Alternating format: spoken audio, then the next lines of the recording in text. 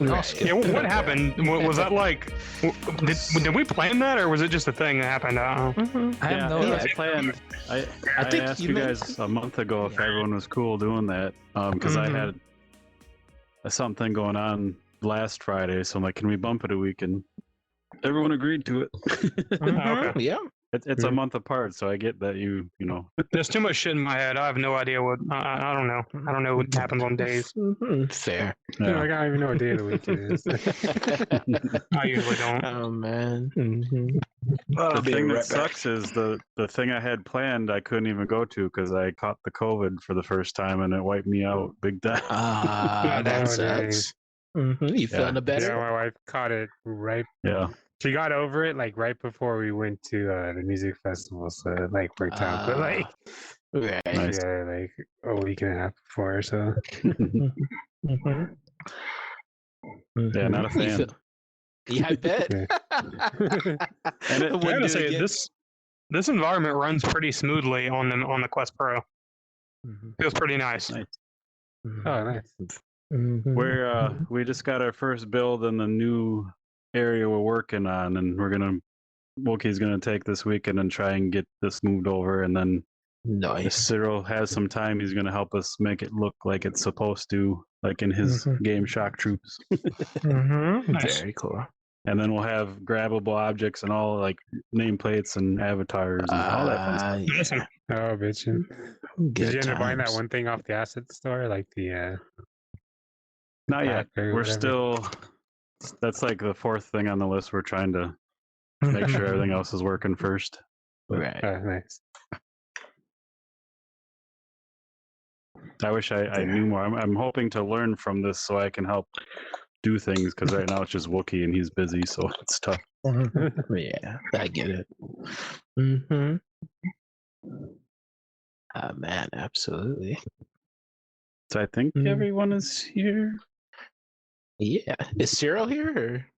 Yep, I'm here. Yeah, he's Oh, sitting right hi. next to there me. You go, there you go. Oh, you fixed your controller? Nice. Yeah, I think I have two hands now. Well, I mean, if we can call, Ooh, I have two pills. Two Yeah. kills. Yeah. Oh man. Yeah, so yeah, we kind of were chatting online, or actually it's kind of started with you, Cyril. Like thought we'd chat about the pricing of games and DLC and how you guys as indie devs and single person studios, some of you, like how you decide what to do and where do you feel comfortable and all that fun stuff. So I guess I don't know what everyone's opinion on those are, but Yeah, I I mean, do you want us to get started on this? yeah, go for it. Like, Yeah, I mean, well, for us, when we decided for Stones of Alaf, I mean, we kind of like wanted to kind of set expectations. It's kind of like it's kind of interesting because obviously with VR being kind of new, we had no idea how much we needed to price our game to be attractive. Now, so the thing is that I have the feeling that in our pricing strategy, we were kind of like not destructive, but basically we removed, right? We started at a certain price. Oh, that would be nice to sell it at that place. Oh yeah, but it's pixel art. Not everybody's going to like it. So we should remove a little bit of this. Oh, well, it doesn't have like tens and tens of hours of content. So like, and basically we started at an ideal price, and then we kind of like felt, oh, we are going to, we can't compete against that, so we need to price lower. Or we can't compete against that, so we need to price lower. And I have the feeling that we ended up, I'm not sure short selling is the good idea. The whole philosophy was like, well, if we are at $9.99, which is kind of like the entry point on the Quest Store, our game is going to be a no-brainer and everybody's going to buy it. But that's kind of not really the case. Like, we sold very well. I'm not complaining about this, but I have the feeling that, like, on Stones of Valhalla, for example, we made a good good amount of money, an honest amount of money, but we would not be, for example, able, Simeon and I, to kind of like live on this for a full year. Like that doesn't compete with our current salary, and so that's the thing. And for Shock Troops, I kind of like took the same approach, and I was like, well, Stones of Alas was $9.99. Shock Troops is a little bit more content, but we are going to kind of like stay there so that the game can go viral. And again, like Shock Troops is selling correctly, but we are kind of like aligned with Stones of Alas, so we are selling a little bit more. I think we are selling a little bit like 20% more than Stones of Alas, but that's not the big explosion that I was hoping. And obviously, when you're selling a game at $9.99, and then you don't have the volume, profitability becomes an issue. Right. And so I was kind of wondering what the rest of you guys were feeling like, and did we make a mistake? I don't know. Like that's. I feel like you could have charged more personally because it's a really good game and it has. I mean, for like a flat game, it would seem like it doesn't have that much content, but like for VR games, like it does have like a lot of like a pretty good amount of content like in it, and I feel like once people are willing to like break the wallet out, like the difference between spending like $10 and $20 isn't like as big as you think. Like so I know on my game too, I'm selling it.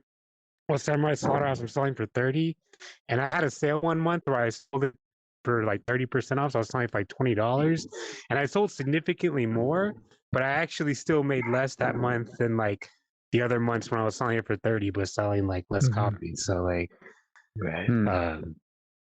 I mean, I guess it's still like in development, so people are like, they don't have it. I'm just say like all the content, but a lot of people with the content there, they were like pretty happy with it. But I definitely think you could have sold it for more. Like I would have bought it personally.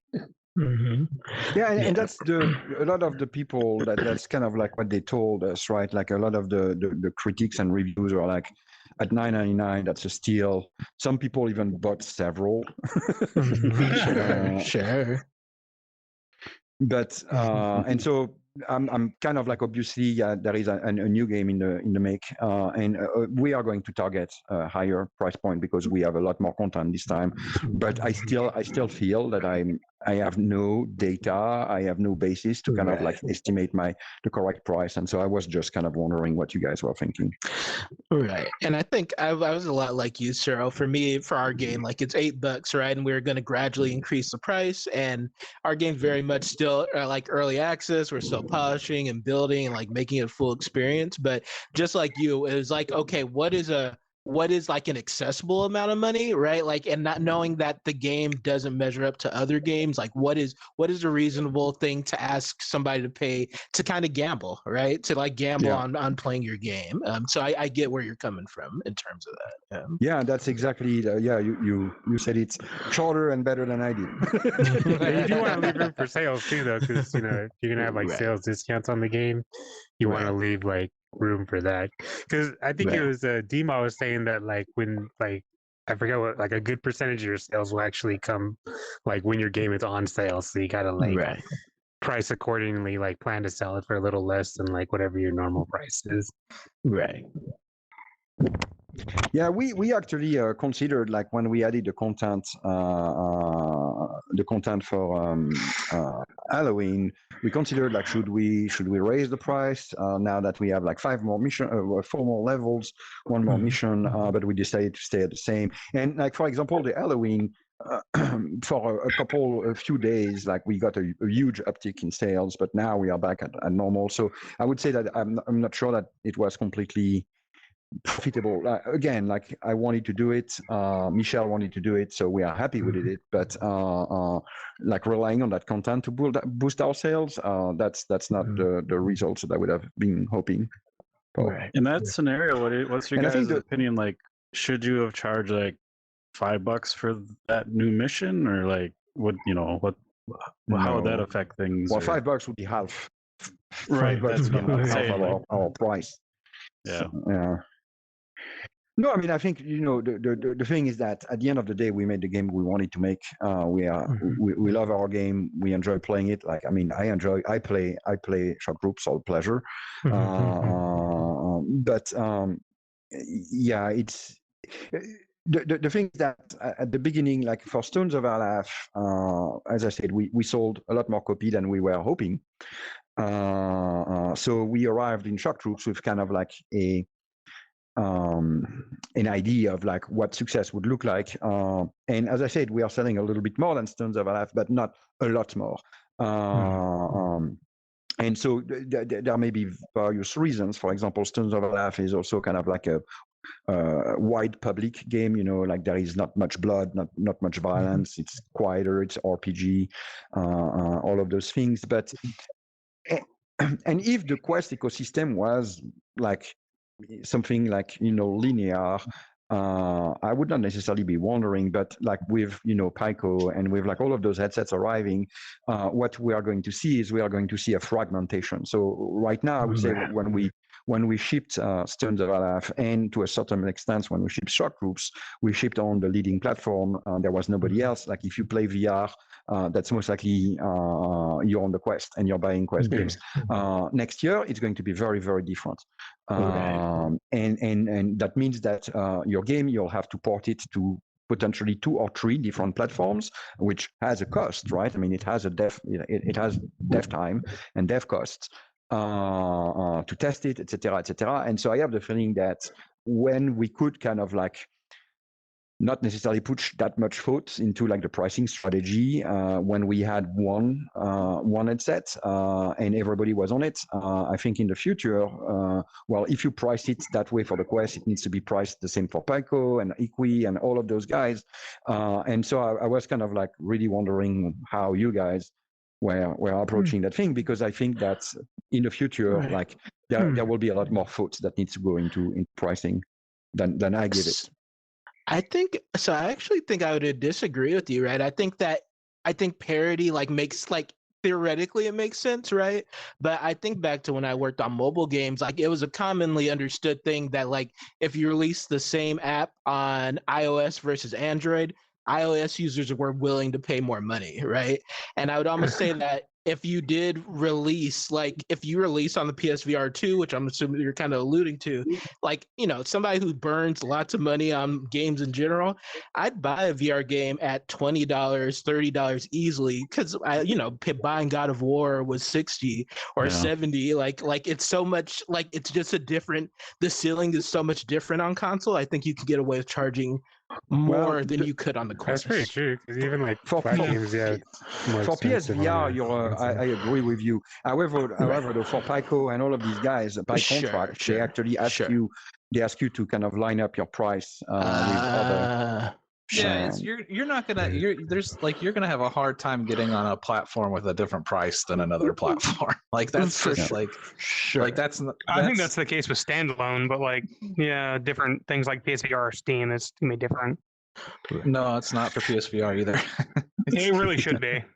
It really should be.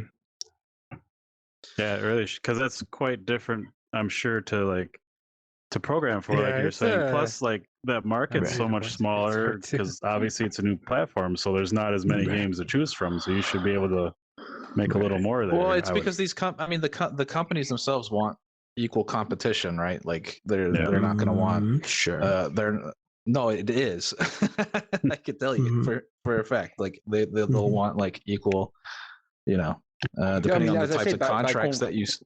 Yeah, by contract, they are forcing you to align your price. Right? Yeah, like I can't, like I have to release all of my game on every single platform at the exact same time for the exact same price.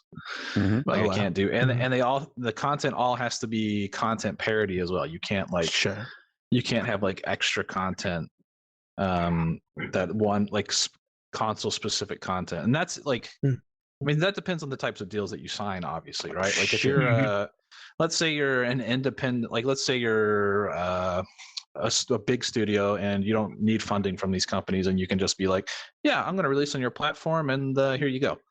But yeah, there's no like it's not as simple as saying, here, this is what I want to release the game for, and then them letting you on their platform.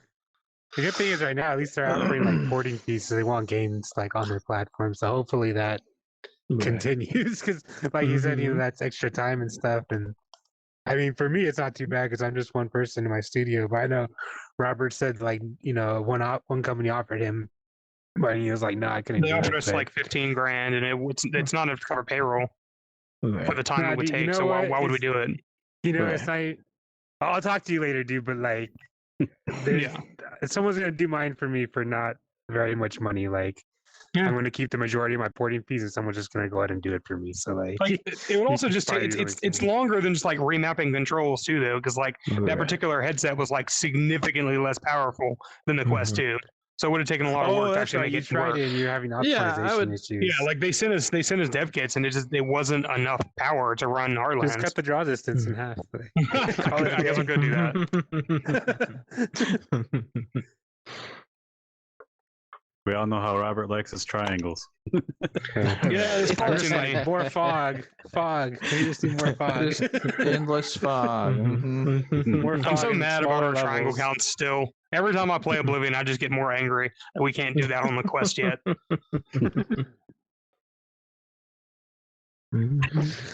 I kind of like wish we had post processing because I see games and I'm like, damn, the outlines look so nice on that. Like, I wish my outlines could look like that, but like, it's just too much processing. I mean, you power to have, can like, you could fake the outlines with materials, but I have get fake that. outlines on it right now, but like, Yeah, he already has outlines. What are you talking about? I get what you're saying, but I also But know there's- that they there's- could be better with post processing, and you can make them yeah, it's just thicker that and all they could that. be Yeah. better. Like, when you Post look processing at, is- I can tell you that Shock Troops with post processing is a completely different look than without. I wish we had post processing on Shock Troops. I as mean, well. At least we get mobile tone maps up past now, but that's it's something. Yeah. To be completely honest, I'm really impatient for them to announce the Quest 3 to have a little bit more power to play with. Agreed. Yeah. I wonder how We're- much power we're gonna have to play with. I wish there 'cause was to me- money in PC yeah. VR. I would guess I've probably like read, 60% or if some shit like that. I don't know. So if you, Yeah, I've read, do you think do you guys think it's actually going to be more powerful than a Quest Pro? The Quest Oh, yeah. Pro is not Yeah. that powerful. It's the That's what fucking I'm saying. same. That's what I'm saying. That's what I'm saying. I mean, That's yeah, what- it is. It's a totally different chip. I We're know, talking but about is an it gonna XR3 be- versus an XR2. If you look So, at I mean, what's traditional the phone price- processors, What's the price going to be on that though? That's Like probably you're the still same gonna have price. to, you're still going to have to develop for Quest 2. I have a feeling. Sure. I mean, well, you for don't a really while, have to yeah, develop for yeah, Quest yeah. 1 anymore. So Well, yeah, but that's a different. That's like a totally different scenario at that point. I'm not the so install sure. base. The install base on Quest 1 was like nothing compared to I mean, Right. like what what the our Quest 2 current plan is right is now. like we're going to Yeah. develop our next game with the Quest Pro in mind, and then when the Quest 3 comes out, it should just run like butter. Hmm. That's our plan at least, unless we actually get dev kits for Quest 3 early, which Meta doesn't love us, so probably not going to happen. I don't see. They really like me, and I don't get nothing. So like, don't take Yeah. it personally. Like they're like, hey, Ray, give me a bunch of money, but they still didn't send me a Quest Pro, and it's like, really, you send like the YouTubers a Quest Pro and not me? Thanks a lot. Yeah. Well, See how it is. we paid fucking $7.5 grand for all these fucking things. Oh, they're not giving Wow. Quest Pros to anyone unless like unless you're creating an app that's like Yeah. requires color pass through. Yeah. So unless you're like Yeah, I don't there's- have any, but I'm there with you. Like my next game is going to be developed with the Quest Pro and Quest 3 in Yeah. mind. Like, the I would- extra I mean, that's- RAM is if like the such a next huge game, I'd thing. definitely do that. The Was that- extra RAM is enormous. Yeah. Well, I yeah, mean, no, well, I if you- mean, I guess- and sorry. Go. No, I was just saying if you guess how long it takes you to make your next game, yeah, by the time your next game comes out, then Quest 3 is probably like Yeah, That's well, all I you need to mean, worry yeah, about. we're shooting for looking. midway 2024, so it should be. it should be out exactly. already. Yeah. Yeah, like we're very much aiming to do like a very quick turnaround after Heartlands. It's like we're hoping to be a Quest 3 launch title. Wow. Big plans, but also we can reuse a lot of the Do you know framework we what- already built. Do you know when it's coming out though? It's probably coming out in October. Let's be real. Hmm. Yeah, I think it was leaked that it would come in 2023. Yeah, I With read about I'm pretty sure 60 Meta with already about confirmed 60% that of as power. well, but they just didn't say yeah. when. But they always launch shit in October. Yeah. October or October's November. Always the. So, yeah. That's a pretty quick return. So you got a year? We think we can build our next game in like under 6 months because we're going to we're going to reuse a lot of the frameworks we already have, but just ripping out a bunch of the stuff. I don't really want to talk about the next game yet, but there's a lot of shit we can do with it. So very cool. Okay. yeah, Well, I wish not you the exactly an best- expansion, kind of like an offshoot best kind of luck. game. Kind of like how Fallout New Vegas and Fallout 3 is basically the same fucking game with different assets. Cyril, how long did it So- take you to make shock troops with your small team? Well, so it depends on if you count the. So when I make my games, there is always two phases. There is a phase where I work on it, where I work on it alone, and I develop a bunch of maps. I develop the look for the game, and I usually create like a whole bunch of levels. I mean, you saw on Twitter, for watching example, you do it right like, now. Yeah. Yeah, exactly. And so these I'm doing it alone. And so for Shock Troops, I had like a pre-production period that lasted I don't know, maybe like 4 months. But for the development, the moment I started working with Michel, we did it a little bit under a year. Nice. I think it was Wow. 10 months. 10 months. Wow. Yeah, that's Nice. sick. Yeah. That's a sick That's turnaround great. time. Yeah. That's Well, I crazy. mean, for Stones of Olaf, it was about the same. We did it in 11 months. Nice. Wow. Nice. Very good. Yeah, that's sick. And Shock Troops, the Go version was done in 5 months. And I worked alone on it after that, and then the Rift version was done in 6 months. So Nice. I'm always trying to kind of stay under 1 year, but Yeah. the next game is going to be more. I've actually budgeted a year and a half of development time. Nice. That's what I was wondering. Yeah, so the next thing I was going to ask, how long you think you're going to spend on this next one? Because it seems much bigger in scope. Yeah, well, I mean, and the thing is that the next one I'm trying to not go at it alone. So I'm currently discussing with some people to fund Nice. it, and Nice. so that means that it is definitely a lot more ambitious. So therefore we need to spend more time. And I had a call a few days ago where they were mentioning PSVR and stuff like that. So Very cool. Yeah, that's like it definitely should release on that platform for sure. yeah, I mean, alone I would not think of it because I don't think that Sony is particularly indie friendly, but with a publisher. With a publisher backing, that's a different story. Yeah, like with the publisher backing, that makes the QA for those devices way faster. Yeah. Because like you have to go, you'll have to pass QA for all that, and doing that by yourself would be like miserable. Yeah, Like and just doing I'm also- doing the quest alone was like. Yeah, no, I mean, I know. I mean, and Yeah, that's, I know, that's what I'm saying. yeah, that's and then and the beauty of this is that both Michel and Simeon are busy right now porting Stones of Life and Shock Troop to other headsets. So we'll be present on other machines. So while they're working on that, I'm kind of doing all the R&D for the next game. So there is no really time wasted there. Yeah, that's good. Yeah. And How- to be how completely does, honest, like- I'm starting to get a whole bunch of content. Yeah, and it looks great. I'm so Yeah, pumped.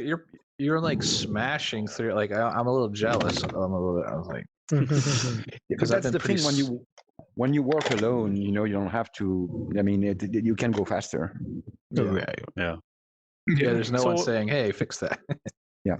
Also, I'm curious about when we're talking about pay and pricing and all that. Like, obviously, like there's like Robert's got a team and there's different setups, but also like when you're planning a year versus like maybe it's it's going to take 2 years and like how do you factor in all those different things? Because like Cyril, like you said, it's kind of more of a passion thing where you can't make as much as you do at your day job, but obviously it's your passion and you want to do it and you enjoy it. So how all that has to play into it. But Well, how to do me, you...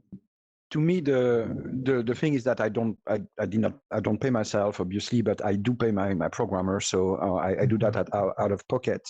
But it's usually at a preferred rate because they get 50% of the sales. So it's more kind of like a thing to kind of show them that I'm ready to take a risk to to develop the game and kind of like get them on board. But yeah, no, I mean, and well. People that work with me know I'm a fierce guardian of deadlines. I hate being late. Right. I absolutely hate being late. My students know that about me. Like everybody that knows me knows that it's like I'm like a Swiss clock. So that means that we scope. We decide, okay, we are going to spend a year, and we scope for a year. And I know my velocity. Usually, the people I work with, I know their velocity. And so, in both the case of Stones of Olaf and Shock Troops, we actually for Shock Troops we actually finished a little bit earlier. Same thing for Stones of Olaf. We finished a month earlier. So That's awesome. does that answer your question? Yeah, it helps. It's just there's so much to pack into I don't know how the you price. can budget like time that well. Like Well, I we're mean, if you always know- we're always running so fucking headlong into deadlines. If you work Well- with people that you know their velocity, it's not too bad, to be honest. Yeah. Well, and the Yeah, thing is that- consistency is difficult though. Well, but see, this is the beauty of like a small team is that when you have only two people working on it, I mean, I know my velocity very well. I've been making games for 20 years, so I know how fast it takes me to do stuff. And I've worked with Simeon before. I've worked, and I plan everything. You know, I keep track of my deadlines. I keep track of my deliverables and things like that. But when you're working with two people and there is a slight delay, it's a slight delay of 1% or 2%. So when you're having a team of 8 people, potentially you multiply that delay potential by 8 people. So the more people you work with, the more it kind of compounds, and it becomes much harder to predict. But I think I definitely is noticed really- that we have 7 people, and sometimes it's a bit much. Yeah. Yeah, half my team got COVID one time, and Yeah. and that was quite the fun experience. I mean, we always that's- leave like that's going- we always budget like a 30% extra just Yes. for cases like that. Yeah, But- yeah. so I always here's- have a 30% padding as well. So there's also here's the trick to that padding though is that you need to factor in your milestones with that as well, because like when you're budgeting, when you're pitching to publishers, like you give your publisher a certain amount of money, like here, this is how much I can make the game for if you give me this much. But you need to take into effect with that padding or whatever is that you're not going to get $500,000 in one go, right? You're going to get 30. You're going to get like 30,000 or 25,000 in every month, right? So you need to make sure that. So you probably want to inflate your cost to make up for the milestones. Well, and which is which is not really on the financing part, but also all my milestone. I always have two milestones. I have an internal one and an external one. So the internal one is the milestone that we hit for us, and the external one is the milestone that we meet for the publisher or for Oculus or things like that.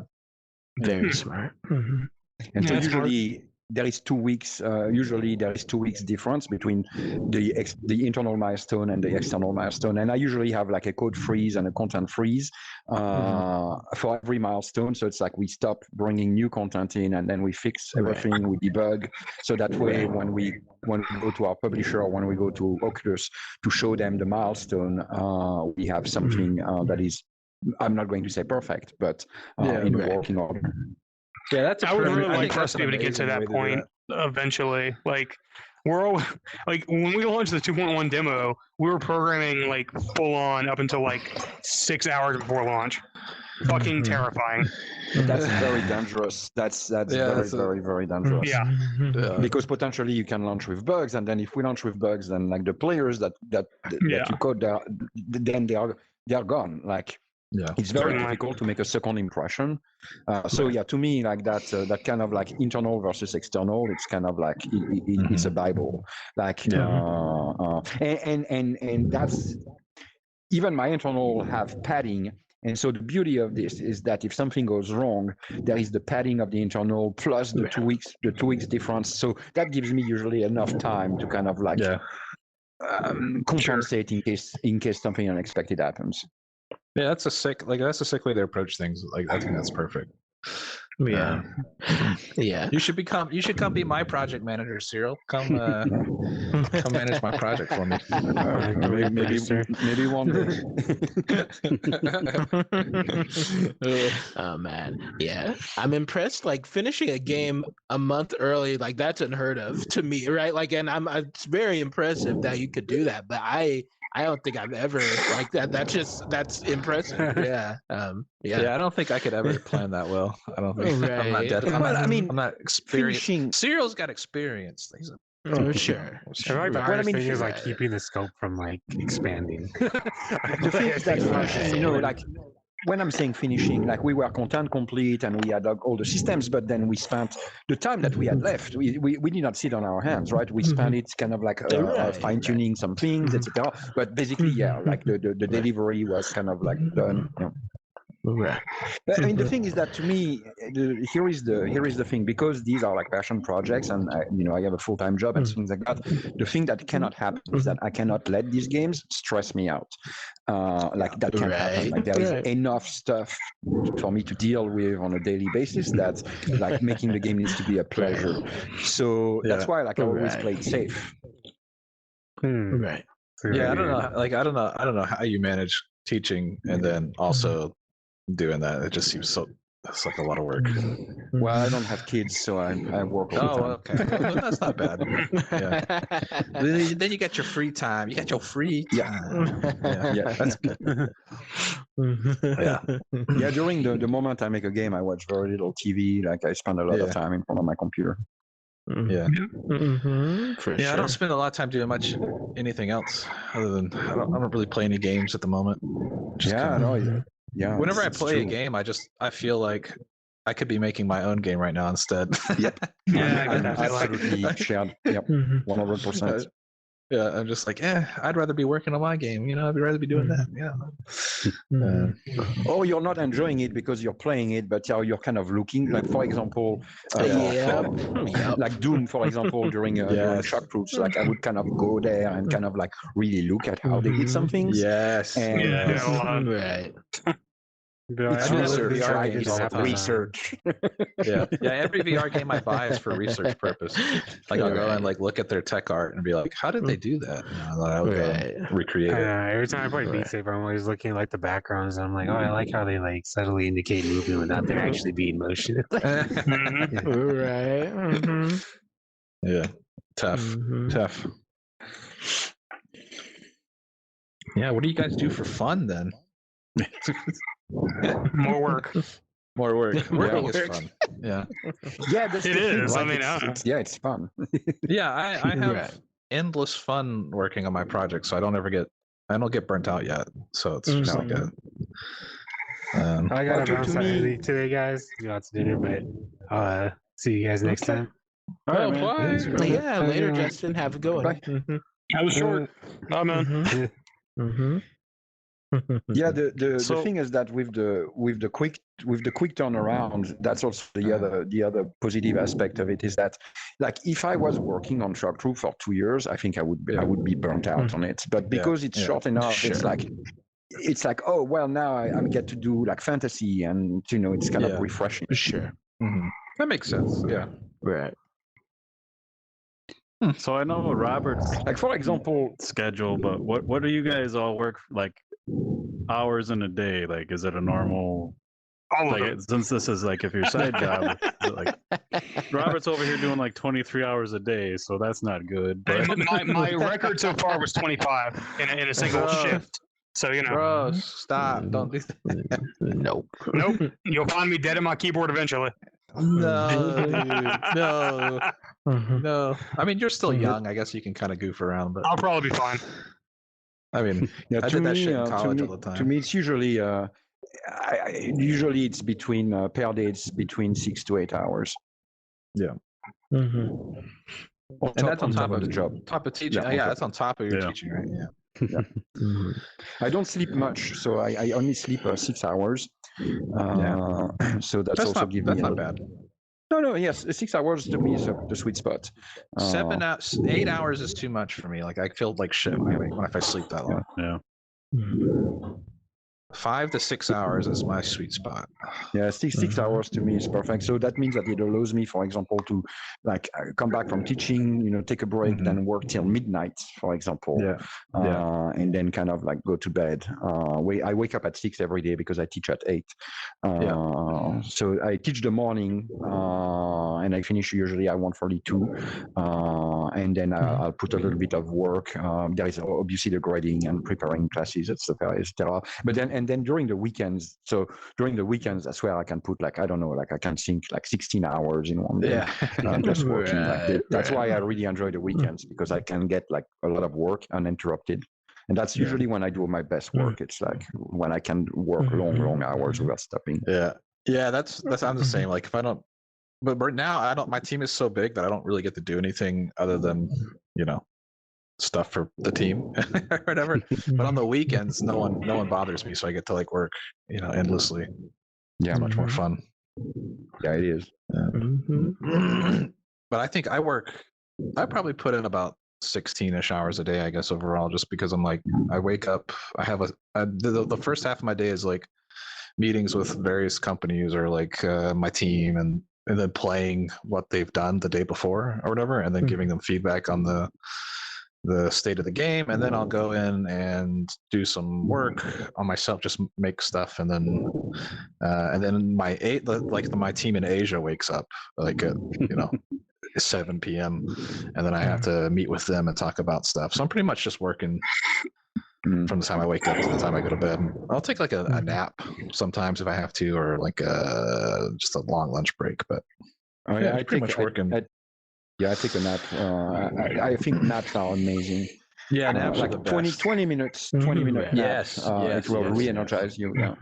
Yeah. Don't go too much further than that, because then you'll wake up sleepy. But yeah, I'm always taking power. I'll take a power nap between teams waking up. So yeah, that's usually what I do. Like when I come back from teaching, I do a little bit of like work, and then before I start working, I take a 20-minute nap. And it's kind of a way to reboot my brain. Yeah, same. That's what I always say. It's like I need to reset my brain, because like if I just stay awake, I gotta find a way trash. to do that. Like I can't take naps. It just doesn't work. I end up falling asleep for like hours. Set an alarm. Well, alarms I'm lucky don't enough work. that if I lay down, I usually fall asleep within the next 5 minutes. Yeah, I can't do that either. I'm always like awake for. I just get anxious. Like I'm like, okay, I'm gonna take a nap for like 20 minutes, and then I'm laying there for 30 minutes looking at the ceiling, and then I'm angry and annoyed that I could be working instead.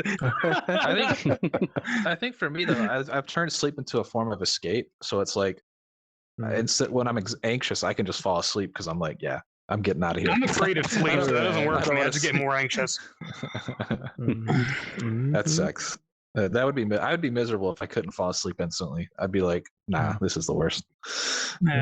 Sleep makes me have all kinds of crazy anxiety. Damn. I hate it. Rip. I'll look forward to never having to sleep. If we like have a pill or something like that, I'll take it. Fuck that. That's crazy. Same thing with food. I hate food. You hate food? What? It's a waste of time. What? No. What's wrong with you? Like, no, don't get me wrong. I enjoy food that tastes delicious. I did not get this fat from not eating, okay? But I understand it's a waste of time and effort and money. I fucking hate it. But it's a pleasure. It's a pleasure, baby. That's right. I live to eat, man. Everything I do is motivated around food. If I make money, that means I can spend we got different priorities, man. Even your game is about food. Yeah, even my game is about food. Like I just want to. All I want to do is like move to Japan one day and just eat food all day long. That's it. All my money is going to go to food. I don't need anything. Like when I got COVID, that was the only thing that bothered me. I lost my taste and my smell. I would die, and I instantly became depressed because I heard all these people say like it doesn't come back for a year. Yeah, and that's the only part of it that really, really bothered me. That would be scary. Did you get it back yet? Yeah, that would make me miserable. I wouldn't want to live. Like that. Yeah, I think I'm about 80% back to normal with that, so that's good. Oh my god. But like, Yikes. I haven't been that depressed in like decades. Like Yeah. instantly, like I just sat on the couch. I'm like, I don't give a shit about anything right now. Oof. Oh, that's sucks. miserable, dude. Oh my god. I'm so glad it didn't Yeah. happen to me. Mhm. Yeah. I guess I guess Robert, you'll be fine with COVID. I'm very clean and also don't go outside, so I don't think I'm going to get COVID. Damn. Well, I am too, but I also work, with a team. Like, Yeah, At a you job. have one of those quote real jobs. A real job. normal jobs. Yeah. I'm not a fan, trust me. Mhm. Tough. Mhm. Oh, my game is about to go into alpha finally. That's fucking fucking awesome. excited. Pretty excited. We you can play the entire game now from start to finish. That's So fucking when awesome. are That's you shipping? awesome. Yeah, and it's also our 1 year anniversary of production, so that's also fun. Awesome. Nice. Mhm. Yeah, we didn't really So ramp when- up on when the are you programming shipping? side. Hopefully in April or May or June, and that's our 3 Okay. month window. Okay. Whatever window, whatever that works out best. So Okay.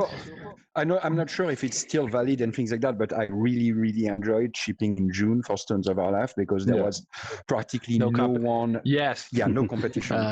Yeah, that's. I mean, mhm. that's our plan too, because even Meta recommends releasing during that time as well. Interesting. There's like when you release on the platform, they give you like a window of time to release when they think that your game is going to like do the best or Mhm. whatever, and you have to like because like they have to put you through their QA process or whatever. So like you have to like they have to it has to be on schedule and stuff, right? So Yeah, you get that window. they have 10 weeks of 8 weeks of QA. Yeah, and 10 weeks leading to it. Yep. Mhm. So you've got a window that you need to hit. So Mhm. yeah. So, but with you, are you going to go in QA because like Endreams is taking care of your QA, right? Well, yeah, but we still no matter what, you still have to do the Facebook But not the one. I But mean the not Meta the 8 one. weeks. You're going to do the the 2 weeks one, right? Yeah. I think because we have the whole team, the QA team or whatever, and at Endreams. So With us, they booked us. We got the same people making QA for Sons of Alaf. I mean, I actually requested them because I really enjoyed working with them, and they were awesome. Like they were really, really nice. Yeah, I'm excited. I'm looking forward to it because like I like polishing the game, so I like fixing whatever little wild things they find. That's a fun thing to do. Yeah, because that's what we did this last week was just we just spent time polishing one of the quests or whatever just to get a better idea of what close to finish thing would look like, and it was nice. It was really fun. That's awesome. Because currently, like we've basically been just blasting out the game's narrative because our game is like this is not official. No one quote me on this. but our game has like the first half of the game was like almost 4 hours of like narrative content. That's great. Nice. And that was like, and we've just been putting that into like we've created this crazy AI that like plops all of our game like our narrative like our dialogue and narrative stuff into the engine or whatever, and then we just have to like hook up some points in the map, and so we've just been dumping the game's narrative into the game for like months now, and so we're finally at the fun part. Good So, times. yeah, I haven't played through the whole thing yet, so I need to go sit down and play and see how long it takes me, but I'm kind of afraid because of how long it's going to take to play through it. So I'm like, But you like can QA, save, right? yeah. So I can say we've got it set like an auto checkpoint system. Like if once you get past like a certain narrative Do you have part. do you have cheat codes? Cheat codes? Well, no, not ones that we like. We don't need to implement any cheat codes yet on the quest. Like we haven't been needing to like do it on the quest or whatever. So I'm going to tell you a secret. Sean Floops has like the cheat codes are still in. So that means now they are very complicated to activate, so only you would not step on them, but this is a blessing because even after shipping, like I'm glad that if I need to test something and things like that, I can like swiftly go from one level to the next, or like trigger invulnerability or kill all the enemies or stuff like that. Oh, that's cool. Yeah. We technically have cheat codes for the flat version of the game. That's like you can press a single button to win a mini game or whatever. So we have some stuff like that. I mean, I don't know the particularities of your game, but that's an advice I would give to anyone. It's like make sure that you have cheat codes in your game because during QA, and for that matter, the people at QA were super happy that we had them because it allowed them to test a lot more cases a lot faster. Yeah, for our game, it's really important to be able to load into a single like quest or whatever, and just be able to activate that instantly. So we do have stuff like that already. But my games doesn't really. I don't know cheat codes. There would be like cheat codes, like I guess fast travel, like just a whole bunch of like get you places quicker, or because like I don't have combat or anything, right? Or no, but you have like quests that require a certain amount of components and stuff like that. Exactly. So then you can have like an autocomplete for those, right? So yes, yeah. So that's what we do have. We do have stuff like that. So okay. But yeah, I didn't think about giving that to QA though. That's a good tip. I didn't even think about keeping that for QA. Oh yeah, when we were in QA, we actually had a panel during the pause menu that was specially for them that would kind of like allow them to kind of like do some stuff that Yeah, that's cool. Yeah, I'm gonna definitely do that because that's. So see, I have an example. Like each of our characters, each troops have a particular ability that recharges over time. And they really wanted, like we have a dash ability that had at the beginning when those abilities we brought them super late in the game. And so because I usually do all the testing, but we were not able to kind of like test them super properly because they arrived very, very late. And so we realized that our dash, there were many things where it would allow you to kind of like dash through geometry or dash to your death and things like that.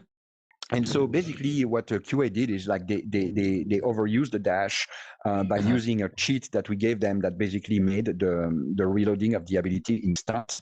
So that allowed them to kind of test like our dash in all the possible configurations instead of having to wait for it to reload.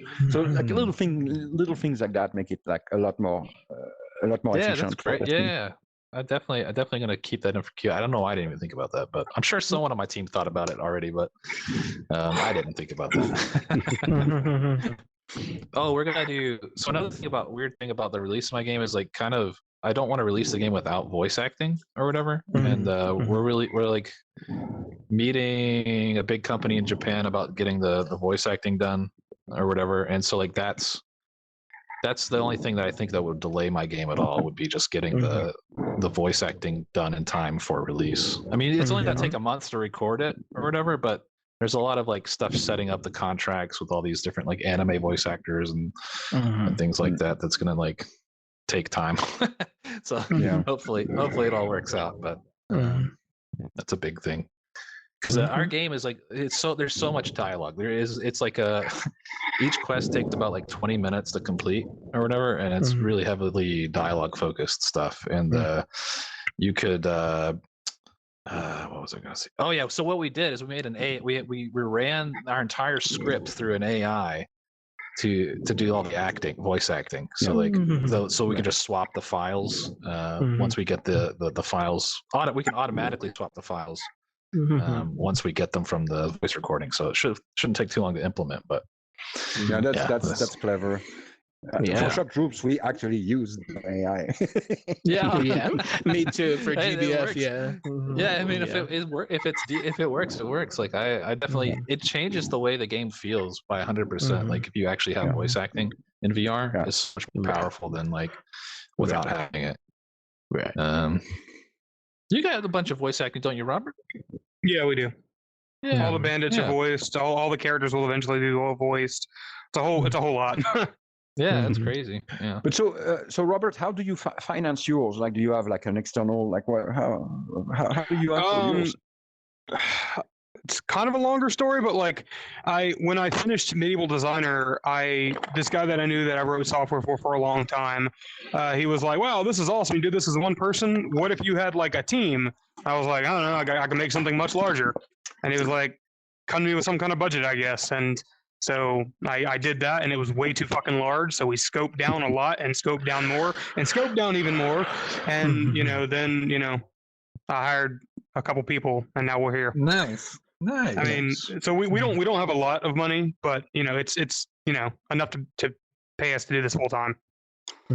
Very cool. That's all it takes. That's all it takes. Yeah, I mean, I wish we had more money and more people, but yeah, I mean, hopefully Heartlands does amazingly well, and then we can do other big things. So we'll see. I'm happy where we're at.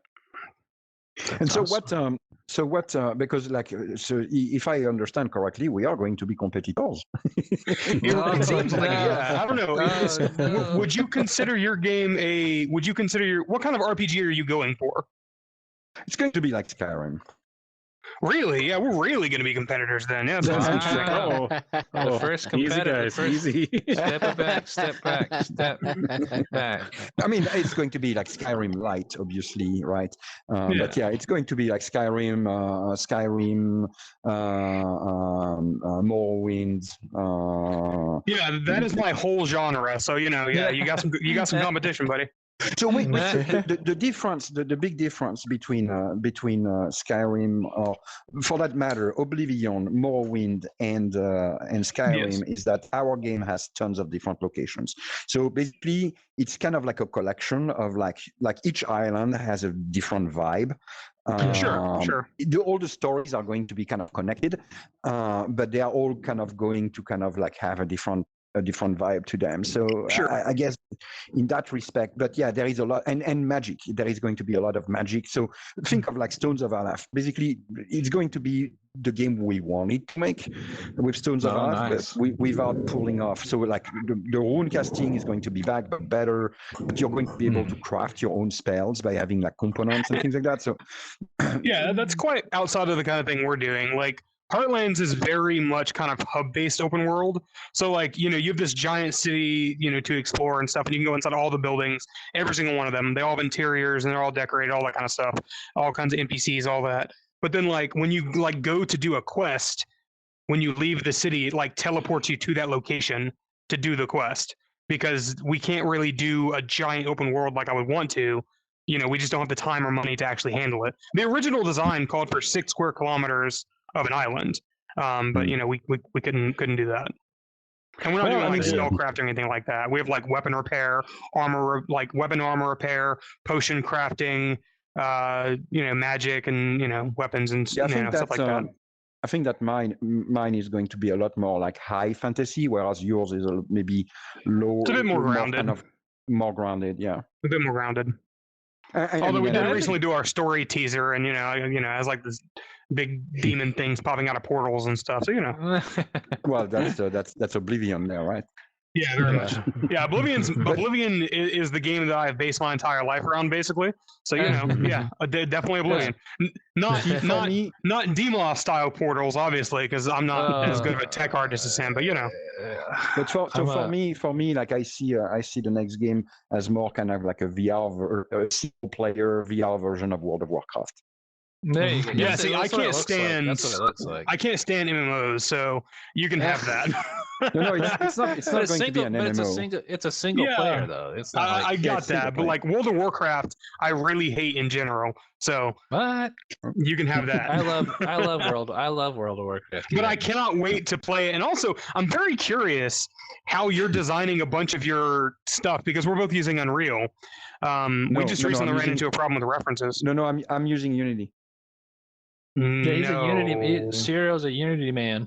Oh yeah, I'm Unity. Are you serious? Ew, gross. He's a Unity. Johnny's like, heck yeah, Unity, high five, Unity. Yeah. Woo! How gross.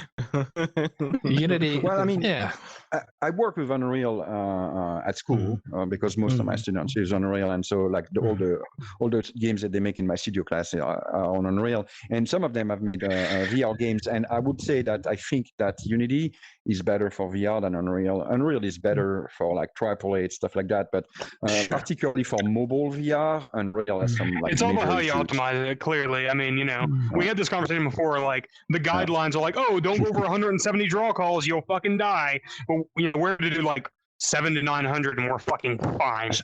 So like the island that I posted today, it's all under 100 draw calls. Hell yeah, that's impressive. That's awesome.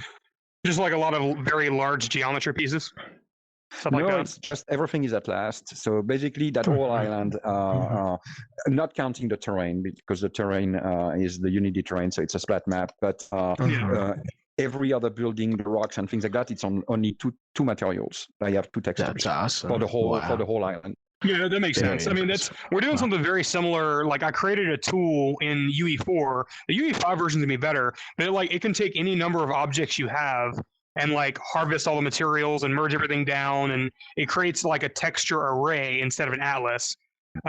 So we can maintain all of our texture sizes, and then it produces one big material that everything can use, and then you can merge it. So like our whole town went from like 2,000 draw calls down to like 200 or something like that.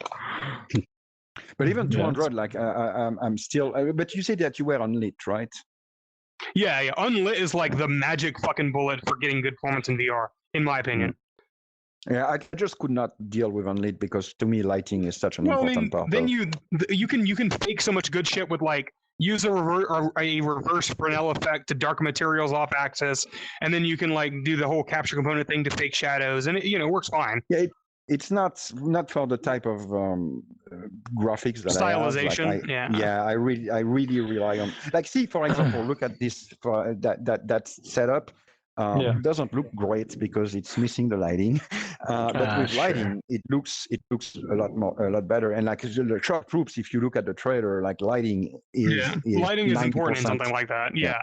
Right. Yeah, lighting. Like I would rather have a larger world with much more detail and interactability than have a world that is covered in shadow and stuff. Like we can still do like a day-night system just fine. Just darken all the materials. When I'm talking about lighting, I'm not necessarily like, for example, I have a thing where it's like I never have full black in any of my games. Like I want, even in the shadows, you to be able to see the textures and things like that. But it's more about the variation of like light intensity. But yeah, I mean, it's a different approach, and that's the thing. Because of the stylization that I use, lighting is extremely important. I would say that. For example, if you look at Skyrim and if you look at Oblivion, the lighting is pretty abysmal. I mean, Oblivion's big thing was like high contrast and huge HDR saturation, which is a look we really want to try to go for, but we can't because of Quest hardware. Like, we're saturating things very, as much as we can, and there's only so much we can do. But the fun, like Oblivion doesn't have dynamic shadows either. Like they have like dynamic character shadows, and then they have like the fake decal tree shadows that we've kind of recreated, even though we're in forward rendering, using like a transparent volume that like ignores depth and all that. And it works very well, but you can't have more than like 2 of them in an area or it kills performance. But like there's all kinds of crazy tricks from decades ago that work just fine in VR. I just use vertex colors, Yeah, my entire system that I talked about completely takes all of our vertex stuff, so I can't do that, unfortunately. Oh. Yeah, like the like my entire like tool that like compresses all the materials down and strips out the textures and recreates this big thing. It paints the actual vertices different colors on a scale based on the number of materials there are to give you a value that you can then use as a lookup to get the texture out of the array inside the material. I did that same thing with use a texture sheet that's basically UV formats. Yeah, you can do it with you can do like with custom primitive data. Did we just lose him? Yeah, it's kind of been out. Like, I think he's talking about using custom primitive data and like atlasing to do the same thing. Which we could do that too, but you can't fit like 100 textures into a texture atlas without it looking like ass. Or looking like pixel art, obviously, which is fine, but So did we lose? Oh shit! we lost another one. I keep crashing. I just keep crashing. Did we lose Johnny too? Maybe. Yeah, I think so. Yeah, I think we did. You were talking about text. You're talking about texture atlases, right? Yeah. So like using like a texture atlas and like using different UV layers to provide in different, or even like custom primitive data, you can do the same thing. But like the whole problem with that is you can't create, or you can't shove like 100 textures into a texture atlas and still have it look good. unless you're doing something very stylized, which we're not. That's the whole thing. That's why we need like these, like our texture arrays are like 100 megabytes. Well, no, each. I mean They're very large. It doesn't change the texture itself. Yeah, but I mean, if you're fitting like It's you can't fit essentially- 100 textures into one like 4K texture, right? As like an atlas, it doesn't. Well, no, it's not. It's not. fit. It's not an atlas. It's not an atlas. It's an array. It's an array. It just. Oh, it so just you're was- also using arrays then? But it's just using UV coordinates. So I still have my vertex data because I use vertex offset for all my animations and stuff. Right. Yeah. It's the same thing you're doing. Yeah, It's just with yeah, a, it a is. Well, the UV. thing- Yeah, the thing you is just have that to you're like still- export out and assign them inside of like a 3D modeling program versus mine, which is just all automated. It just doesn't take the Yeah. vertex. I lose vertex, but I save time. Yeah. But you're still limited by the amount of memory, though, because you still have to load all of those textures in memory. Yeah, you still have so- to, like that's a huge. We ran into that problem It's, where like, it's a. At one point, one of our texture arrays was like 600 megabytes. A huge problem, huge fucking problem. But yeah, I mean, we've Yikers. since solved that by like breaking things up and loading things manually and stuff like that. But it's fine. yeah. Super exciting that's, stuff. I love graphic stuff like this. Yeah. Figuring out better ways to render things. Serial, what kind of filtering do you use in your do you just turn off like what do you do for make your textures all nice and crisp? You just you don't use just- mip mapping or anything or No, I do use mid mapping, but I turn off all the other, so there is no all the other filtering? anti-aliasing. Okay. And all the other filter, it's basically the point filter, like the normal point. In yeah. Unity, it's called point. So that means that my textures don't get, they are imported at, so all my textures, so here is the thing. I atlas all my textures on a 2K texture. So I'll pack as much as I can, and that's why like sometimes I have entire levels on just one big 2K texture, and sometimes I Nice. need 2 or 3 because the level is big or I have too much variety, and so I need more. But that's what kind of allows me to kind of like keep that. But for the first time, for that dwarf island, I actually normally I'm super anal about texel density. So like the value of a pixel is the same everywhere. But because I still have no idea what the fuck a texel is. I didn't go to college for this like you guys. Well, they didn't. it's the Most whole idea colleges don't that teach it. the whole idea is that basically I make things and they work. I mean, are you interested? Do you want me to tell you? Yes, please explain. Okay. So the whole idea is that let's imagine that you have look at those chairs, for example, right? Sure. When you're going to unfold their UVs, you're going to unfold them at size. And then look at that table, and then you're also going to unfold the UVs of that table. Well, you need to keep the proportions of the UV between the table and the chairs the same, so that the value of a pixel on the chair is exactly the same value of a pixel on the table. If you start resizing your UV of your table, then your pixels are going to be bigger, and so you're going to. Yep. Oh, sorry, Cyril. So how do you go? You should finish your explanation first. Sorry, I have a big question to ask. Well, so basically the whole idea is that keeping the texel density is to make sure that the value of a pixel across all your objects that are at last is about the same. And to me, that's been a golden rule, but that's a rule that I'm starting to change. Like, for example, for the Dwarf Island, I already have 2 different texture sheets, and I have very, very large rocks. And so I just agreed that my rocks are going to have a different texel density. That's what I was about to ask. That's what I was about to ask.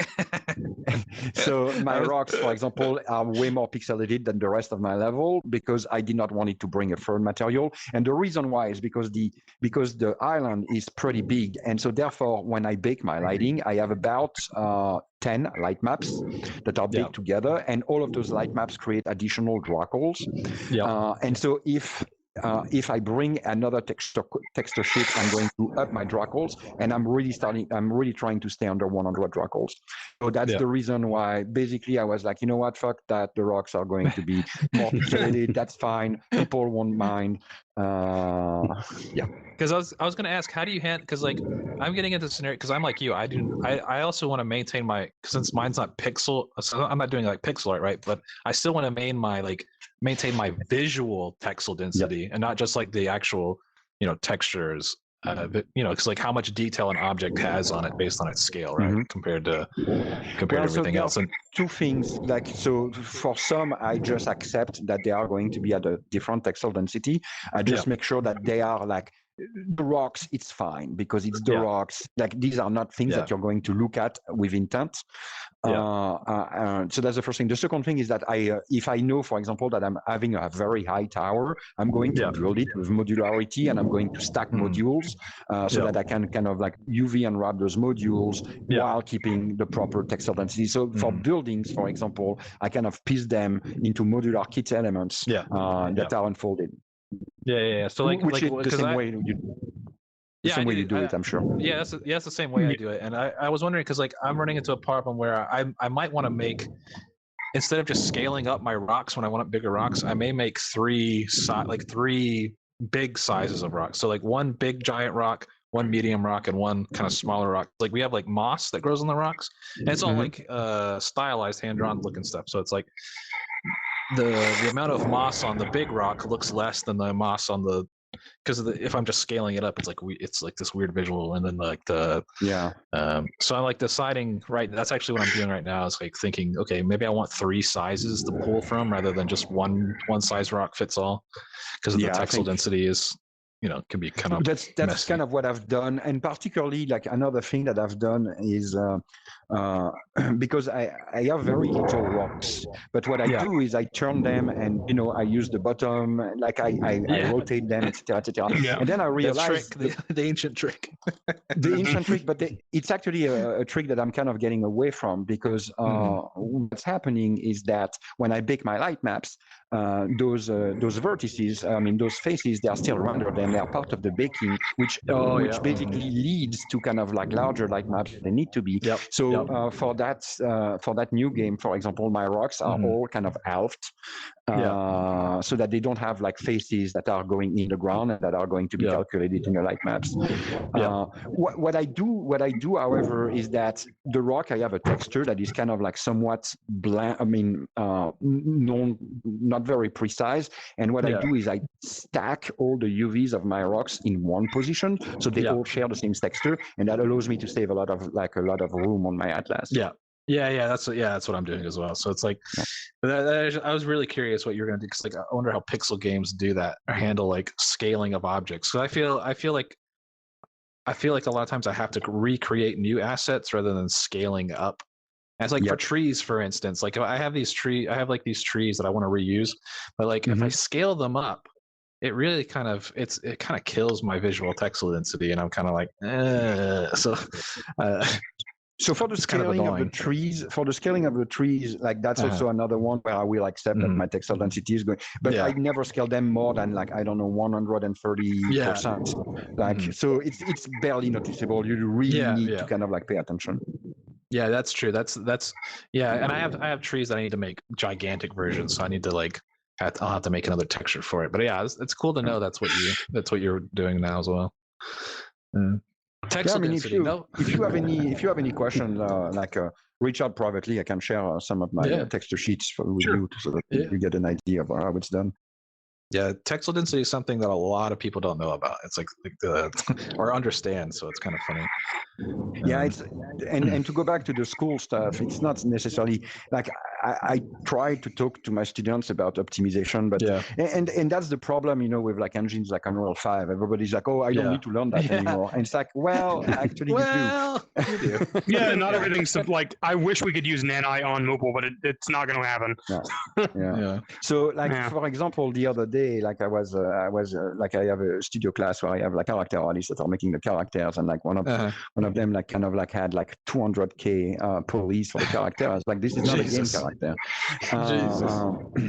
And then I wanted to talk about like, so when they retopologize them, they retopologize them with like an automated tool, and I learned how to retopologize my characters by kind of drawing my curves, with Topogun or something like that. And I wanted to kind of spend some time telling them like the topology should be like, if the character has a muscle, for example, the line of the topology should kind of support that muscle, so that when you animate, that muscle deforms correctly. Did you see? Did you see the big drama on Twitter yesterday about that exact same topic? You know Delaney, that girl who tweets about like game optimizations and like modeling. Her stuff's great.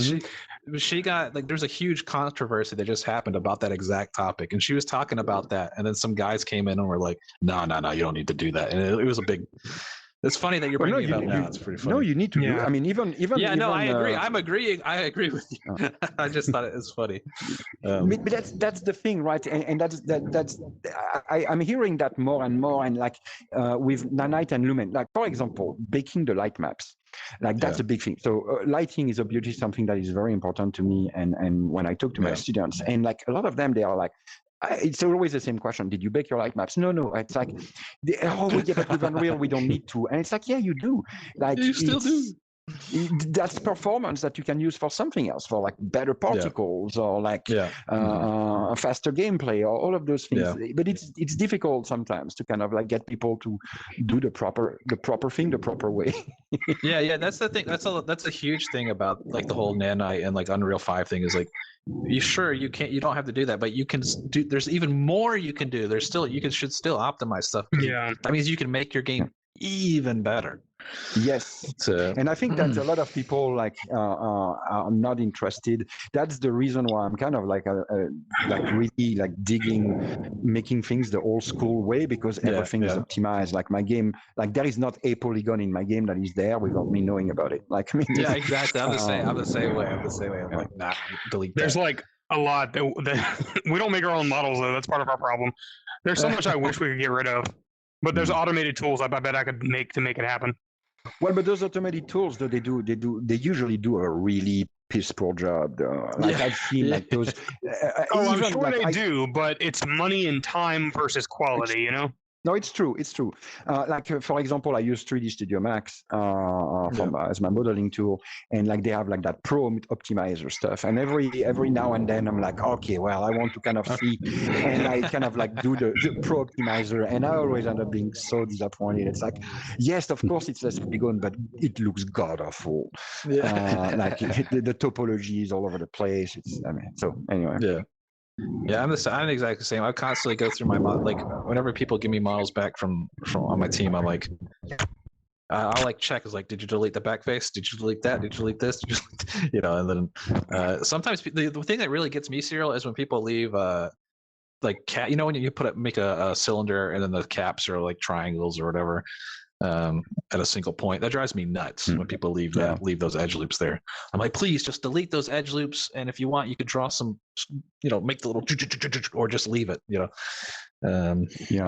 Drives me insane. No, there is a lot of shortcuts, and I mean, I'm not going to say that my topology is perfect. It's far from being perfect. Like I'm lazy as well. I'm lazy as well, but at least I bake my light maps. At least, and my characters are rarely under 1,000 polygons. Mine are in my game. They're only 2,500, but we're going for like a little bit higher. Yeah, we have characters that are like 30,000 polygons. What? How, dude? How are you? I don't know. I need to go play your demo and see how it performs, because I don't understand anything that you're doing. I really don't understand how any of that runs at frame rate. Yeah. I mean, in some areas we have to rely on space warp, unfortunately, but outside of like in the main city, it's usually fine.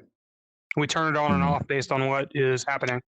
The thing is that usually fine is not going to get you anywhere on the quest, though. Like they are very. You say that, but I've also played Blade and Sorcery, and that game runs at 7 frames per second, literally all the time. No, I mean, I'm just like, please hear me out. Like when you're going to go to QA, because you're going to go to QA, like if there is any part of your game that is under 72 frames per second, they are going to flag it as a blocker. You won't be able to launch. Like that's a kill. Like how the hell did Blade and Sorcery get through then? I don't know. I haven't played that game. What I can tell you is that for the 2 games that I released, like we had a few areas where we were like at 70 frames per second instead of 72, and that was a blocker. And without fixing it, we were not launching. So I mean, the reason Yeah, probably why I'm- Blade and Sorcery got through, dude, is like because they're already in a stat like that. That game is like, a system I seller. think really probably what it was that there's no competition. It's a big fucking thing. They needed a sword fighting game on the Quest. They didn't have one. That's the thing. But then again, even those small areas, though, it's not like we can't fix those. Optimization is something I'm very fond of. I love the process of chasing down where a problem is. So No, it's and you have that. But that's the thing, right? Like, because I was also thinking, like, when we arrived with Stones of Olaf, we had areas, and it's like, here is the thing. I don't know if how familiar you are with the game, but like in the island, there is an area with like a little lake and then cascades, right? Those cascades have like a particle of water, etc. Well, the thing is that we have some transparency because we use a lot of pixels and things like that, like a lot of sprites. And for that water, we are using a transparent particle. Well, the thing is, like everybody, like transparency on the Quest is a performance killer. It's rough, yeah. Yeah. So the thing is that when you're at the border of the lake, looking at the cascades, everything is fine. However, though, the people in QA, what they did is that they went in the lake, they put their head in the cascade, and then looked up. So basically, they would be receiving like 100 particles of transparent water that would be like taking the whole field of view, and suddenly the frame rate was at 50 frames per second, and it was a launch blocker, and we had to fix it. So that's the thing, is that even like kind of like edge cases, etc., like they are going to threaten potentially the well-being. Yeah, of they're your going to game. try to destroy your game. That's yeah. Well, it's actually called a destructive. Like so, that was very funny. That was very funny because like we were with the QA and the guys at QA. I really love them. Like we got a great relationship. They were part of our team, etc. But so they played the game right for a week, 2 weeks. I think it's the first 2 weeks, and they play the game and they report some bugs, but not that many. And I was like, yeah, you know what, QA is pretty cool. I was pretty afraid of it, but yeah. And then the guy like sends us email. He's like, okay, so we've done. I don't remember how he called the first phase, but he's like, we are about to enter the destructive phase. And I was like, what the hell does that mean? And that's and then I learned very fast. And basically, they do not play the game as intended. They basically try to purposefully break the game, do stupid stuff. Like, for example, the magic. We cast the magic and we have like a nice little trail. When you do your movements. Well, they took the controller right in front of the headset and they kept casting, they kept activating the trail in front of the headset, again, creating like transparency over transparency over transparency over transparency, and basically tanking our frame rate. On this one, like we asked a waiver from Oculus and we said, listen, guys, it's either we remove the trails or we make the spell look much, much less attractive, or we are going to accept that this is not kind of a normal behavior and we are going to let it go. So there is a little bit of flexibility. I'm very certain that QA is going to be a goddamn nightmare with my game, just because, like, I'm sure you see it coming too. RPGs are fucking enormous. Like, I'm talking like 30 hours of gameplay. So it's going to be a fucking QA nightmare. But we'll cross that bridge when we get there. What am I going to do? Have you played your game for 30 hours? Not so far, no. Well, the most time I've spent in it so far is like an hour, maybe an hour and a half. But generally, the play sessions are like, to get through the demo. You can get through the demo in like 10 to 15 minutes. But like the full final game, like when you're in the city and you can go in any house and go and buy stuff and sell stuff and go and do a quest and get shit, just like in Skyrim. Now you can go out into a dungeon, pick up all this fucking shit, take it back to town, sell it, go to like your house and do whatever. Like that kind of shit adds up a lot. So can I give you my sentiment on this? Sure.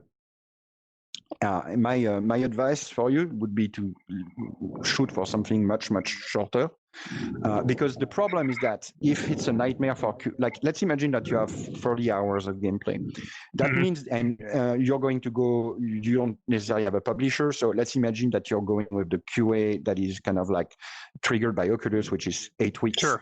they are not going to be able to kind of get to everything in 8 weeks. And potentially that means that you're going to go to market with a game that could potentially have game-breaking bugs. And those game-breaking bugs, like once the players discover them, you're done, you're fried, you're toast.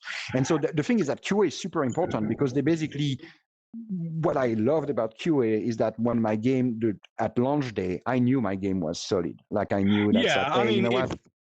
If we have to even like pay an outside like firm to do QA, we will, because it is very important. But like scaling back is a non-starter because every goddamn forum, people are talking about how shallow all Quest games are, and that's the huge problem with VR. We are fixing that, you know. You could do 15 hours and still be kind of like in the top 20% of the best Quest games, and that's still a 20% is not good enough. but it's not good enough. My thing is that potentially you're setting yourself up for like going to market with a game that may have the potential of being broken because you were never able to test it properly because you don't have the bandwidth to do that or you don't have the money to do that. That's the flip side of the point. I'm tired of testing my game and it's nowhere near that. It's only like it's likely going to barely hit 10 hours or something. I've not gotten tired of testing our game yet, but yeah, like I said, if we had to, we would just like pay an outside firm to fucking do QA for us. Like we understand it's very important. But you'll pay with what money? Like if you already don't have enough money to hire, like that's the thing. It's like this costs money. We can get money for that. I based on where we're at, I guarantee we could get money for that. Okay. But yeah, I mean that's fair enough. It's things that are it's based on things that are important. And do you the next thing, which kind of goes back to the question of like financing and price point and stuff like that. Sure. I'm not kind of like a VR power user, right? I really enjoy VR, but like my play sessions rarely go over 30 minutes, 45 minutes, usually under 1 hour. I just ran a pool on that yesterday, and it basically the average play time for anyone was like an hour. Yeah, that's pretty common. So, my goal very much for Heartlands is I want people to put on the headset and then not realize 2.5 hours have passed and their fucking headset dies. I want people to call out of work because they'd rather do that, play my game, than go to work. I want children to call out of school because they'd rather play my game than go to school. But that's a lot. You can still do that. It is totally doable because I was that kid when Skyrim released way back then. Yeah, but Skyrim is made by a team of like what? Yeah, with 500 exactly. Millions, they're a massive team, and you would think that something of this scale, like Justin the other day said, no one's crazy enough to be building what we're trying to build, and I think that's very true. But the automation tools that we're building to actually allow this to happen allows it to actually be possible. Modern game engines, like Oblivion, was built with a team of 30 people. And that was with old-ass ancient tools. You could build that same game today with the team of our size in probably half the time. We're not going to be as large as Oblivion, clearly, but we're still looking at a very large footprint of a game in general. The whole idea, like the reason why we're pricing so high as well, or intend to, is because there's nothing like it in the store, and the amount of content you're going to get for the price you're going to pay is going to be unlike anything else in the store, even from AAA publishers. I mean, but is the content enjoyable though? That's the other. Are games like Oblivion and Skyrim enjoyable? Is Morrowind enjoyable? I don't know. I've never played those games. The answer is yes, clearly, because they're massive. The answer is yes, clearly, because they're massive. Those are the kind of games you can boot up in the morning, play literally all day, not realize it got dark, and then go to sleep. I'm just saying, is your game loop as the exact same as that, or our weakest point is our combat, but we got to rebuild that anyway. But the rest of it, yes, it is that, and it feels awesome. Okay. Yeah, no, I mean, to me, it's fine. Especially exploration.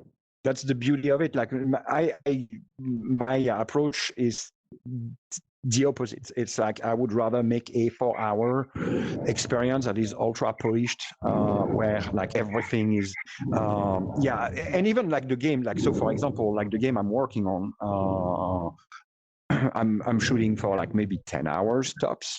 That's not going to go much beyond that, because I would rather, but that's also like you mentioned automation. Like to me, like all of those, like that, those maps, they are like crafted by hand. Like there is, I don't have like any all of our tool. interiors are crafted by hand, but we also use automation to polish them off and actually deliver the content that we would like them to be.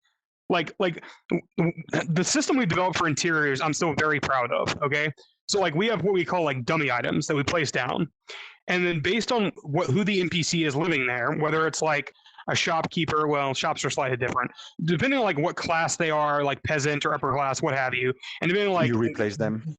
Yeah, you replace things based on that, and then you have things that make the world feel alive, like curtains that open and close based on what time it is outside, and there's variation there for things like, oh, they fucking forgot that day. What, like their food on their table changes based on how long it's been there. It's not going to be there the entire game. I might play the game and you might play the game. We might experience entirely different interiors, shit like that. How did you manage all that stuff? That sounds like such an undertaking to me. It sounds so hard to like. You just have a global manager for it. Well, no, I just meant like coming up with all the stuff and be like, okay, yeah, this is. Technically, that idea, I've been working on that idea for like a decade. That's how. Okay. I was going to say, to me, it sounds like quite the thing to just. Also, I'm very good at spite. So someone told me in 2017 that system was impossible. So I prototyped an early build of it out in literally the next 8 hours until I saw them the next day at work. I was pissed. I'm very good at spite. I will program the shit out of something out of spite. I hope. I'm looking forward to it. So am I. I want to see. I've never played a game like that, and yeah, sure. Now the demo doesn't have any of that stuff. To be fair, it has like a randomization of like. So how close? Sure, go ahead. How close are you to finishing your game? The plan is to release the early access, like the paid beta, in December. We should be finishing up our internal tests of, well, except for the fucking bug we just found tonight that might set us back a week. We were supposed to be done with our internal testing of like our like really, really punishing our quest system at the end of next week. That might get pushed back another week. We'll see. So, but wait, content-wise, like, so your early access, like, is it what, 10% of the game, 15, 20, 30?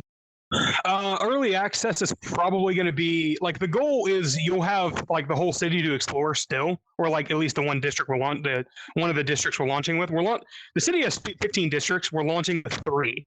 We may or may not revisit those other districts. We have like lore reasons why they might be closed. If we do revisit those, like it'll be a DLC, but you're going to have one district and all the interiors, which are already done, and then probably around 20 to 50 quests that you could actually reasonably do in the early access beta. Then we're going to have early access beta 2 as well. That's going to be probably a bit more than that, and fix bugs that are obviously found during that, and then final launch later on with obviously. So what's a quest example? Because I'm just trying to comprehend the game overall. So like one of the things that's being worked on right now is like we have a merchants guild, right? Uh-huh. And there's like a whole storyline there that's like 10 things. So we have like individual quests like that. It's like 10 individual quests packaged into like a, I don't remember the exact details of the quest line, but it's like 10 quests, and it starts out like you meet these people and they're like, hey, there's this problem over here in this area of the city, and they're doing whatever, and then you do these quests and you get up in the ranks or whatever, and then you can, like towards the end of it, you get like discounts at shops or whatever, if I'm remembering correctly. But then simpler quests obviously is just stuff like, you meet this woman, crying near a well, and you're like, bitch, why are you crying? and she's like, oh, my I dropped my ring down the well. Can you, I heard it's dangerous down there. Do you think you can go down there and get it? And you go into like an underground section, and you fight like a goblin or something, and then you find the ring, and you can either keep it or give it back to her, or whatever you want to do. And then there's more complex stuff like my dumbass husband ran off to join some bandits. So you go to a cave, and then you can fight the bandits, and then you can choose to either like kill him or convince him to come back, that kind of shit. So are those quests like written, like are they like on a document somewhere they're just like written out, or are they like some kind of like auto-generated type scenario? Or We have a writer that's working how are on you all kinds of stuff. how are you managing 30 hours worth of We have quests? a quest builder that handles all the actual information inside of the actual quest. I'm not worried about that. That's not what I'm worried about. Like just coming up with 30 hours worth of questing content. Well, I have one whole dude on staff for that, and then my audio engineer is also helping with that. So it's like 1.5 people. That's pretty much all they do is just write quest shit. And then do you have an automated way to implement those, or those something like what's your quest system like? Are you like blocking? Do you have to like block the quests out, or like? So like the actual system of like implementing dialogue and implementing like quest stages and stuff, all that kind of stuff. We probably could automate it if it was written in a certain way. But right now, it's just you go in and you add the quest stages, the dialogues, whatever. And then the actual backend system creates all the assets in Unreal necessary for it to function properly in our system. So like you input like the dialogue and the text and it'll show properly on the cards. And like if you try to put in like a sound file for like a voice thing, it'll warn you if there's not like a lip sync file. You can generate the lip sync file, automatically put it in, and once you get everything listed, you just attach it to a character as a quest, and then our quest system that runs actually on the game instance can actually update, where you are in a quest. To hand play like that ring you're talking about? Does it just automatically get spawned in the world, or is someone having to like set that up manually? Or that's something where someone has to go in and place that item down. Yeah. Okay, cool. So the thing is that the basically you're kind of like mimicking a little bit the guild quests that you have in Morrowind, and where like you have the guild of fighters, and but so like these to me like Skyrim, like I mean all those games like Skyrim, Morrowind, Oblivion, they really have like 2 levels of quests. You have like the storyline quest, the main story quest, and then you have like what I call like the filler quest, right? Which are basically like for the completionists. Like for example, I played Morrowind, I played Oblivion, I played Skyrim. I finished the 3 of them, but I did maybe 10% of the filler quest. I usually like that by definition is not finishing, then, is it? Well, I finished the main storyline. But the main story of those games is the worst part. Like, then again, I guess it really depends on what kind of Bartle kind of test person you are when it comes to the 4 types of gamers. But like for me, the most important parts of those games is the side quests. Like there's the main quest, sure. I don't disagree. I like side quests. Yeah, people don't stay for the main quest. They come to it because, ooh, look, a demon popping out of a portal, but they don't stay there for that. They might be like, oh, cool, a main quest. Like, when you get to the town and you talk to this person and they're like, how did you see that? The fucking desaturation and all that kind of shit. But then you might go out into the town because they're like, oh, you should probably go and talk to this person. But then you'll find a shopkeeper and, you stay for the actual side quests. Yeah, that's really what draws the player in. To me, we're talking about like main quest like length. That's probably a few hours at most, Okay, and so how far are you into those ones? Because they are kind of like the core of your experience, right?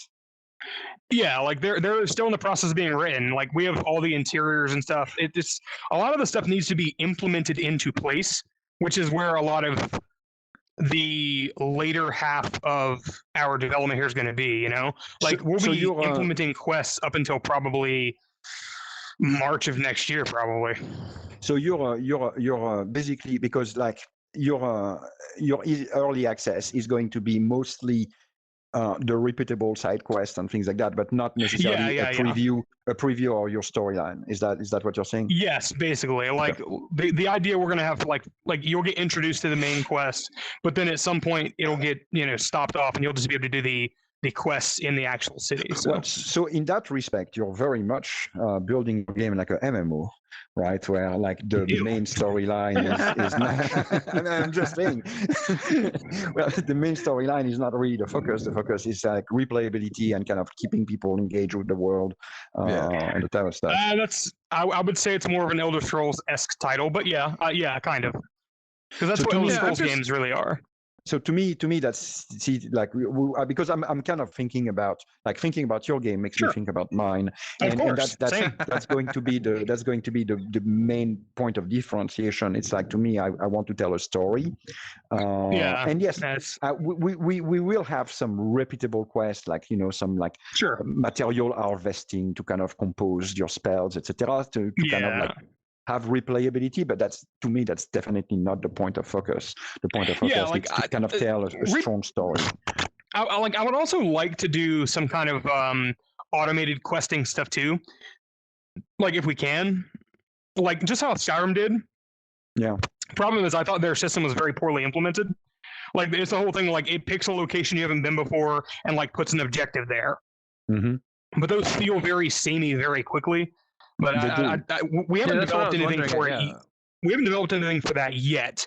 But I really want to be able to do that at some point, because if you do manage to do like 100 or 300 quests we end up having, and then you buy your fucking player house and you complete the main quest and everything, you could still go out, like by default. If you leave the city without a quest active, it just takes you to a random dungeon. Like that's kind of what our idea is right now for that.